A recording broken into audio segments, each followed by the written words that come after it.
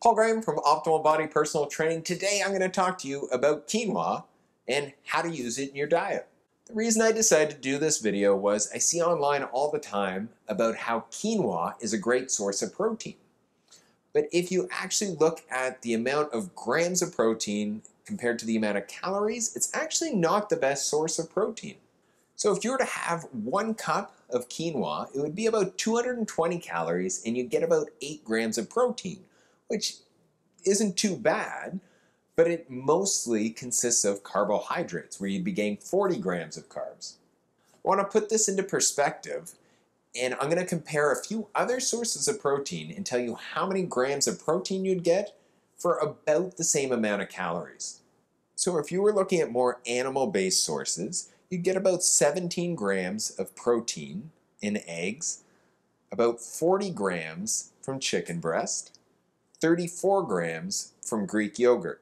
As you can see, that's much higher than you would get from the equivalent amount of calories from quinoa, with only 8 grams of it coming from protein. As you can see, you get a lot more protein from the animal sources when you even out the serving size based on calories.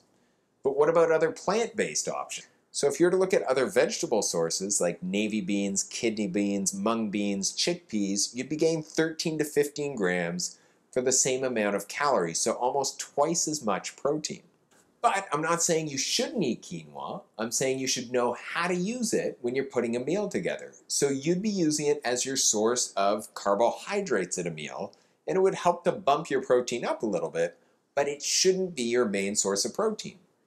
It's great to work quinoa into your diet because it's high in fiber, it's high in magnesium, it's high in fiber, it's high in antioxidants, and has a lot of great things about it. It's going to help to keep you satisfied. I think that it's really important to understand looking past food as simply being good or bad and understanding the basics of how to use it. The weight loss industry tries to paint things in the simple terms of a food is either good or it's bad, and that's it. Instead, I'd like to help you understand how to use food to get the results you want.